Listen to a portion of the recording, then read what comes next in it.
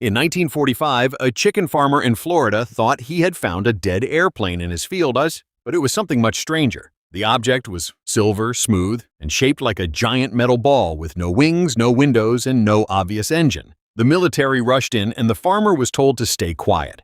The weird part is that this was not a crash from outer space. It was a secret Navy weather device called a skyhook balloon payload, built to float high above storms and collect data nobody else could reach yet.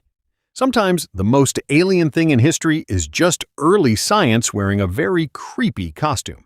What modern invention do you think would terrify people if it landed in a field today?